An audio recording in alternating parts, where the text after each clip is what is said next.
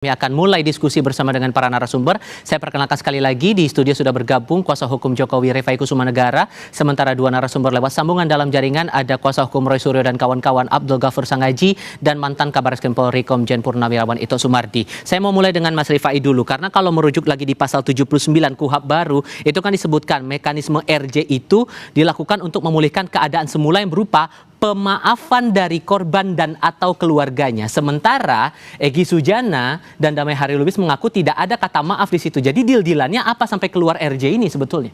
Oke, kita rujuk dulu ya. Kalimat undang-undangnya apa? Pemaafan dari korban dan atau keluarganya. Sementara jelas Pak Jokowi sudah menyatakan di media ataupun secara langsung bahwa beliau sudah memaafkan mereka. Pak Jokowi sudah nyatakan itu.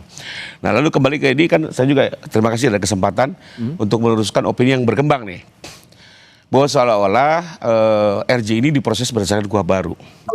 Mari kita lihat ketentuan peralihan dari pasal 361 huruf A KUHP baru. Ditegaskan bahwa penyidikan dan penuntutan yang sedang berlangsung pada saat berlakunya KUHP baru ini menggunakan ketentuan di dalam KUHP lama. Oke.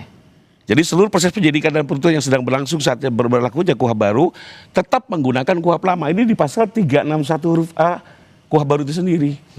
Jadi menurut saya keliru kalau melihat proses RJ ini dengan menilai KUHP baru. Karena jelas di ketentuan peralihan gunakanlah KUHP lama. Nah, karena KUHP lama sendiri tidak mengatur, maka rujukannya adalah Perkapolri 8 tahun 2021. Karena memang sebelum berlakunya KUHP baru ini, kita ada 3 ketentuan. Perkapolri mengatur sendiri, Jaksa Agung mengatur sendiri, Mahkamah Agung mengatur sendiri. Dalam penyidikan, pegangannya adalah Perpol 8 tahun 2021 tentang mekanisme restoratif justice.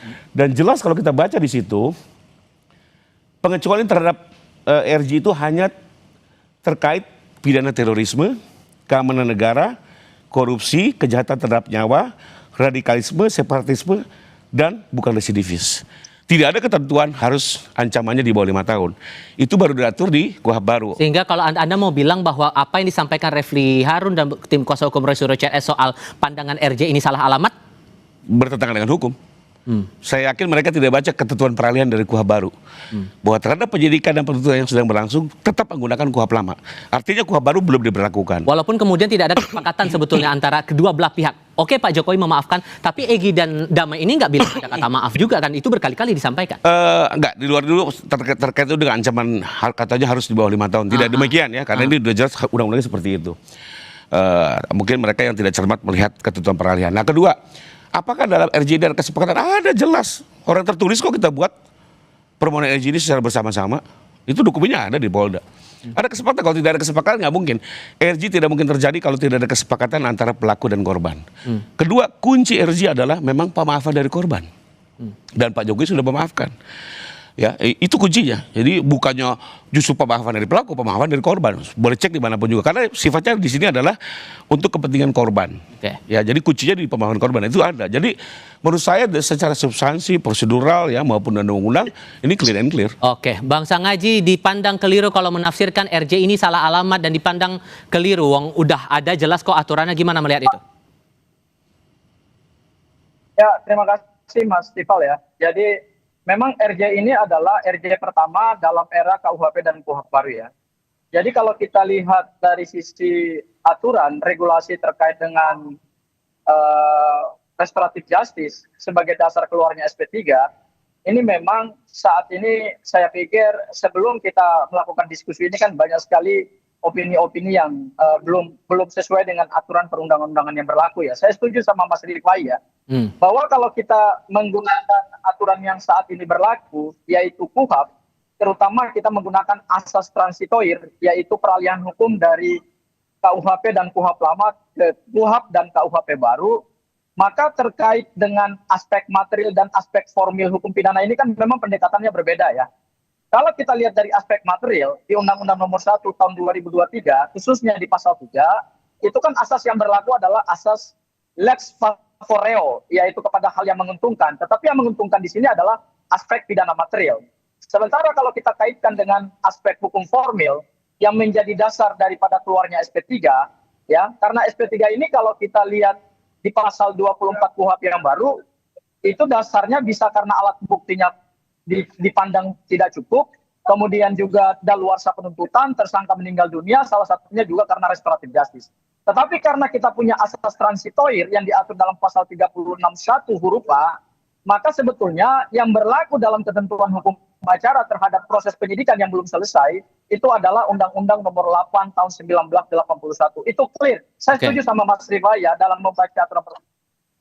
Nah, pertanyaan kita adalah ketika kita buka Undang-Undang Nomor 8 Tahun 1981 itu memang tidak ada pengaturan terkait dengan restoratif justice.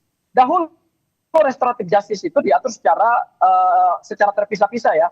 Pada tingkat penyidikan diatur Perpol 8 2021, pada tingkat penuntutan dengan peraturan Jaksa Agung, kemudian juga ada peraturan Mahkamah Agung. Nah, meskipun kemudian ada kesepakatan yang dibuat antara kedua belah pihak, Pak Jokowi dengan Egy dan Damai ini sudah ada kesepakatan, meskipun kemudian Egy dan Damai tidak menyatakan maaf, Pak Jokowi sudah memaafkan loh Bang. Sekarang saya mau masuk kepada kajian Perpol 8 2021. Jadi yang tadi disampaikan oleh Bang Rifai itu belum komprehensif. Bang Rifai lupa bahwa di dalam Perpol 8 2021, restoratif justice sebagai salah satu terobosan hukum di dalam kita meninggalkan retributif ya atau pemidanaan kepada konsep pemulihan ataupun juga rehabilitasi dengan cara pendekatan restoratif, itu Bang Rifai lupa untuk membaca pasal 5 ya. Jadi di Perpol 8 2021 itu ada dua syarat, yaitu syarat formil dan syarat material. Nah, syarat formil itu kan salah satunya harus dengan pemaafan. Memang di dalam Perpol 8 2021 tidak pengaturannya secara komprehensif di dalam Undang-Undang 20 tahun 2025 KUHP yang baru. Karena di Undang-Undang 20 2025 itu pasal-pasal yang mengatur tentang restoratif justice itu diatur dalam pasal 79 sampai pasal 88. Tetapi khusus di Perpol 8 2021 itu memang tidak diatur terkait dengan ketentuan untuk minta maaf. Tapi kalau kita buka lampiran Perpol 8 2021, di sana kan ada format atau ada bentuk restoratif justice yang harus ditempuh oleh kedua belah pihak, yaitu harus ada pernyataan minta maaf daripada pelaku kepada korban. Ya. Jadi penjelasan tadi sudah ada maaf dari Pak Jokowi, menurut Anda tidak cukup ya? Maaf itu kan haruslah maaf disampaikan oleh pelaku dong. Bukan yang ditafsirkan oleh Pak Jokowi. Kalau kita bicara ditafsirkan oleh Pak Jokowi, ya ini kan nggak tepat dong. Karena begitu Bang Egy Sujana dan Bang Damai Hari Lubis keluar, mereka menyatakan kepada publik bahwa mereka nggak pernah minta maaf. Karena gini, minta maaf itu kan berarti mengakui perbuatan. Ya, perbuatan pidana yang sudah terlanjur itu kemudian diakui sebagai satu kesalahan, dan kemudian pelaku meminta maaf atas kesalahan tersebut. Nah, sampai detik ini Bang Egy dan Bang Damai Hari Lubis kan tidak pernah menyatakan bahwa ijazah itu asli. Karena itu kan yang mereka dijerat dengan 310, 311 yang sekarang berubah menjadi pasal 433 dan 434. Kemudian dijerat juga dengan 160 yang itu kan objek pidananya terkait dengan ijazah. Karena mereka dituduh menyatakan bahwa ijazah itu palsu. Dan mereka kan pernah mengakui itu ijazah asli. Jadi tahan dulu di situ. Kita sudah tangkap poinnya. Intinya dua-duanya harus minta maaf, tapi kan sekarang malah Pak Jokowi sendiri yang minta maaf. Nah, kembali lagi ya, ini kan apa yang terjadi di dalam pertemuan itu juga kita tidak tahu, saya sendiri juga tidak hadir. Tapi juga banyak hal yang dibahas. Dan menurut saya sih apa yang dibahas di dalam pertemuan itu ya, yang memang akhirnya juga keluar dalam bentuk notulensi yang saya pegang, dan menjadi lampiran dalam permohonan RJ, termasuk juga surat yang dibawakan oleh masing-masing pihak, menurut saya di situ sudah memenuhi ya, dalam arti kedua belah pihak sepakat bahwa persoalan ini diselesaikan dengan cara restoratif justice. Lalu kedua ada komitmen bahwa untuk saling menjaga ke depannya. Ya, termasuk ini juga dalam bentuk pemulihan loh ya. Artinya ke depan tidak ada lagi tuntutan ataupun saling menyerang lagi dalam konteks nama baik ataupun upaya hukum. Itu juga tertera di situ ya. Lalu ketiga disepakati juga bahwa tidak melihat masa lalu tapi melihat ke depannya. Dan kita lihat juga setelah itu apa yang terjadi di iPod kan Bang Egy sendiri juga mengapresiasi apa yang dilakukan oleh Pak Jokowi ya. Termasuk juga menilai karakternya. Buat kami ini semua clear and clear. Dan di sisi lain ya, hukum itu juga bukan hanya berdebat soal ketentuan hukum keadilan, tapi juga ada soal kemanfaatan. Bagaimanapun perdamaian ini sesuatu yang baik. Ya, RJ sendiri juga tujuannya adalah agar semua konflik bisa diselesaikan secara baik tanpa perlu memenjarakan dan segala macam. Menurut saya ini secara tujuan hukum sendiri sudah tercapai. Gitu. Pak Ito, menurut Anda untuk penerapan RJ bagi Egy Sujana dan Damai Hari Lubis ini sudah sesuai konteks atau malah sebetulnya pakai penerapannya untuk KUHP lama? Gimana kita bisa paham duduk perkara dan perkara ini dan RJ-nya itu? Ya begini Mas Tifal, saya dari sisi penyidik ya, SP3 itu adalah merupakan kewenangan penyidik kan ya. Dan penyidik sudah dipersyaratkan untuk menerbitkan SP3 harus ada RJ dulu. RJ ini kan sudah ada persyaratan-persyaratan yang harus dipenuhi oleh penyidik sebelum mengeluarkan SP3. Tadi sudah disampaikan oleh Bang Rifai, oleh Bang Sangaji ya, memang di sini ada satu proses peralihan ya dari KUHP lama dengan KUHP baru. Kan kalau dalam KUHP baru itu kan ada 10 ya, ada 10 persyaratan. Salah satu diantaranya adalah bagaimana orang itu memberikan pemaafan ya. Nah saya juga memang melihat setuju dengan Bang Rifai, kita juga semua tidak tahu proses pada saat Bang Egy dengan Bang Damai itu bertemu dengan Pak Jokowi. Tapi tentunya penyidik dalam menetapkan SP3 itu sudah harus memenuhi persyaratan-persyaratan yang dipersyaratkan ya, baik dengan KUHP lama maupun KUHP baru ya, dan juga dengan Perpol. Nah di sini kan ada mekanisme untuk menguji apakah memang SP3 itu sudah memenuhi syarat atau tidak. Nah saya kira kan sudah ada mekanismenya, bisa saja diajukan ke pengadilan negeri ya untuk dilakukan pra-peradilan ya tentunya, dan ada saya dengar juga akan dilaporkan kepada Propam. Ya saya kira mungkin kalau sampai ke Propam itu kita harus membuktikan dulu apakah memang SP3 yang dikeluarkan penyidik itu tidak sesuai dengan persyaratan atau tidak. Kalau tidak sesuai persyaratan dan sesuai dengan keputusan sidang pra-peradilan, saya kira bisa saja itu dilaporkan. Saya kira mungkin pendapat saya bahwa penyidik sudah melakukan SP3 itu dengan penuh kehati-hatian. Saya setuju dengan Bang Rifai. Kan tujuan hukum itu ada kepastian, keadilan, dan kemanfaatan. Walaupun kemudian yang minta maaf terang-terangan baru Pak Jokowi, Egy dan Damai tidak menyampaikan itu Pak. Jadi tetap dianggap sah RJ itu atau tidak? Begini Pak, menurut pendapat saya ya, permohonan maaf itu kan tidak selamanya bisa dikatakan secara vulgar misalnya. Saya minta maaf bisa saja dengan kata-kata Pak, kami standar. Kemudian saya juga seorang yang mungkin memiliki satu permasalahan dengan seseorang. Saya merasa bahwa yang disampaikan baik dalam sikap dan lain sebagainya itu merupakan salah satu bentuk permaafan, misalnya dengan berpelukan dan lain sebagainya. Kan kita ini juga tidak bisa mengatakan hal-hal yang sifatnya subjektif ya, itu harus terbuka seperti harus 1 tambah 1 matematik. Menurut saya apa yang dilakukan oleh Bang Eki kemudian Pak Damai dengan datang saja ke sana juga mungkin salah satu bentuk yang membuat seseorang yang selama ini merasa berseberangan itu bisa memaafkan ya, itu menurut saya. Tapi ini tentunya silakan saja kalau memang mau diuji melalui proses pengadilan karena mekanismenya ada, silakan saja. Tapi yang jelas menurut saya penyidik sudah melakukan sesuatu yang tentu didasarkan pada pertimbangan hukum yang sesuai dengan ketentuan baik yang diatur dalam KUHP lama maupun KUHP baru.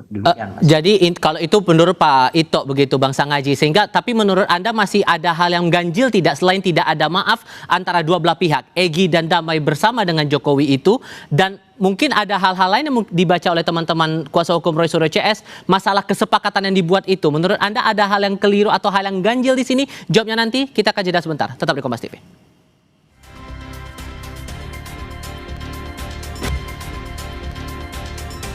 Logikanya saat ada keadilan restoratif atau restoratif justice pasti ada kesepakatan antara dua belah pihak, dalam hal ini tersangka dan juga terlapornya. Nah Bang Sangaji, dari pihak Roy Suryo CS ini merasa ada yang ganjil juga tidak dengan kesepakatan yang dibentuk antara Egy plus Damai dengan Jokowi ini? Ya Mas Tifal ya, jadi tadi yang kita bahas itu adalah syarat formil. Ada yang lebih krusial daripada keluarnya restoratif justice ini, yaitu ketentuan pasal 5 Perpol 8 2021. Yaitu syarat material. Syarat materialnya terhadap jenis-jenis delik tertentu yang tidak bisa dilakukan restoratif justice. Tadi disebutkan ada tindak pidana korupsi, betul. Ya, ada tindak pidana yang berhubungan dengan keamanan negara. Sorry Bang Sangaji, agak terputus tadi sinyalnya. Boleh diulang lagi? Sorry Bang Sangaji. Jadi gini, yang tadi kita sampaikan dan kita diskusikan itu kan baru syarat formil. Sekarang kita masuk kepada syarat material. Syarat material itu salah satu syarat yang substantif di dalam pasal 5 Perpol 8 2021. yaitu terhadap jenis tindak pidana tertentu yang tidak bisa dilakukan restoratif justice, yaitu tindak pidana yang menimbulkan keresahan, menimbulkan potensi konflik, menimbulkan perpecahan di publik, itu tidak bisa dilakukan restoratif justice. Karena kenapa? Terhadap perkara yang sekarang dilaporkan Pak Jokowi ke Polda Metro Jaya, ini kan ditangani oleh Subdit Kamnek.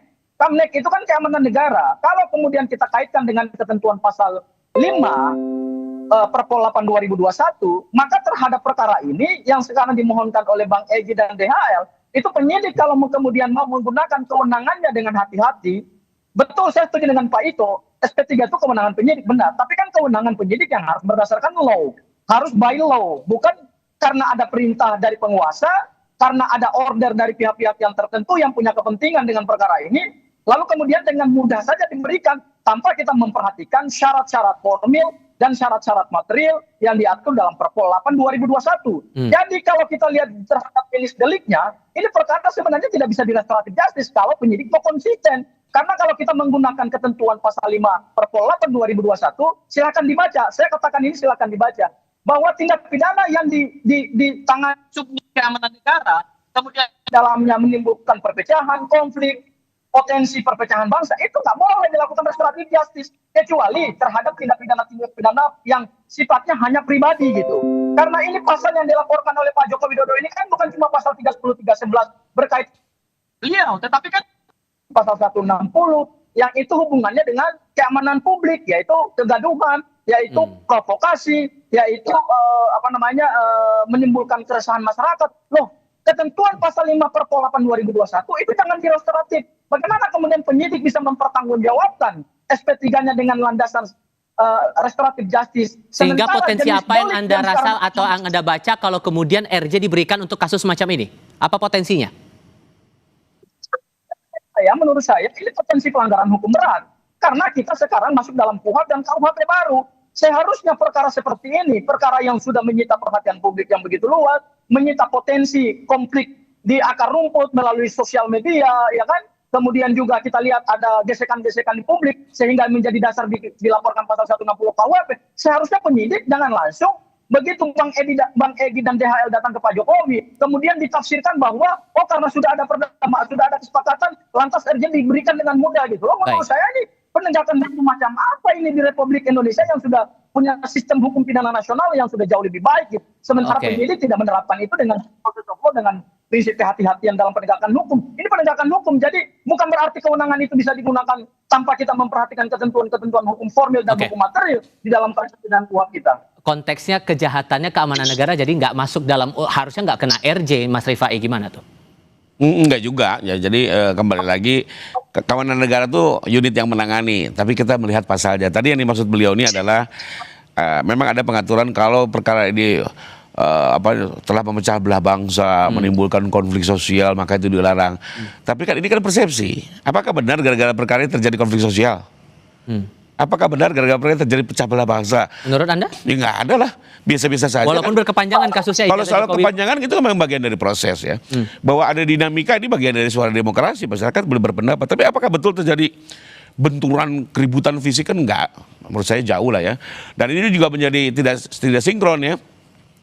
Teman-teman pengacara tersangka pada saat diperiksa bicara 160 nggak ada kok konflik sosial. Nah, sekarang menuding SP3 dia bilang ada kok konflik sosial. Jadi kembalilah itu pendapat persepsi yang tidak bisa diuji ya soal kebenarannya. Tapi kembali lagi kalau saya lihat SP3 ini sah secara hukum, tidak bertentangan dengan KUHP baru karena memang KUHP baru tidak bisa digunakan di sini ya. Memenuhi Perpol 8 dan kembali lagi akhirnya ini dihentikan demi hukum ya, karena penghentian penyidikan itu ada 3, karena bukan tindak pidana, kedua tidak terbukti, ketiga karena demi hukum. Demi hukum itu salah satunya restoratif justice ya. Dan di sisi lain menurut saya apalagi dengan semangat KUHP baru hari ini ya, di mana jelas politik hukum pidana kita hari ini adalah justru mendorong penyelesaian perkara secara win-win, secara musyawarah, dan ini sesuai dengan nilai Pancasila gitu ya. Bukan bicara menang kalah, penjara dan tidak penjara. Kalau bisa diselesaikan secara baik, oke-oke aja. Nah, saya juga mau sedikit menjelaskan tentang apa benar RJ itu ada syarat mutlak harus memaafkan. Saya pikir di berbagai literatur kunci dari RJ itu adalah pemaafan korban. Ya. Justru di situ dipandu di berbagai literatur Yang sering terjadi justru adalah RJ ini terhambat gara-gara korban yang tidak memaafkan. Oke. Atau mencari-cari atau terkesan memeras. Baik.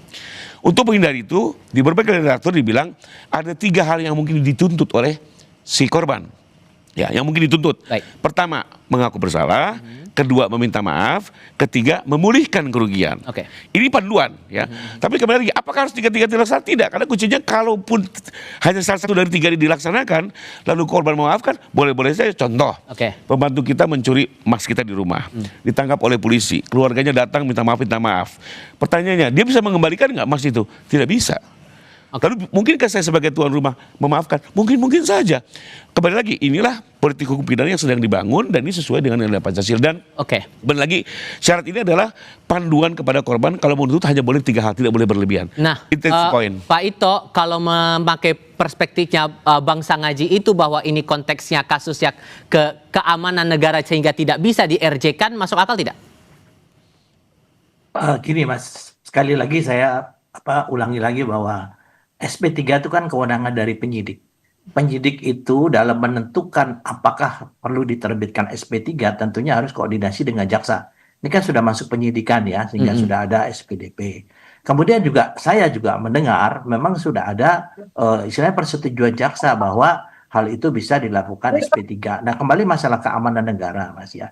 Saya ini kan bekas penyidik dan juga saya tahu bagaimana kita melakukan penyidikan satu perkara. Memang di setiap kesatuan itu juga tergantung daripada berapa banyak ya istilahnya kuantitas daripada penanganan perkara sedemikian banyak sehingga kadang-kadang perkara ini juga ditangani oleh unit yang mungkin bukan Direktorat Tindak Pidana Umum atau mungkin ditangani Eksus, tapi mereka semuanya punya kualifikasi sebagai penyidik. Jadi kalau saya melihat bahwa ini tentu yang disampaikan Bang Rifai juga, saya juga kebetulan selalu mengikuti ada hal-hal yang selalu kontradiktif ya. Di satu sisi dari pihak yang berperkara mengatakan ini adalah tidak menimbulkan keributan atau kegaduhan, tapi di sisi lain mungkin saat ini ada demikian. Jadi saya kira begini, kalau memang ada ketidakpuasan, tentunya ada mekanisme, ada jalur yang bisa dilakukan untuk keberatan. Yang saya memang masih bertanya-tanya, yang keberatan ini siapa? Apakah memang terkait dengan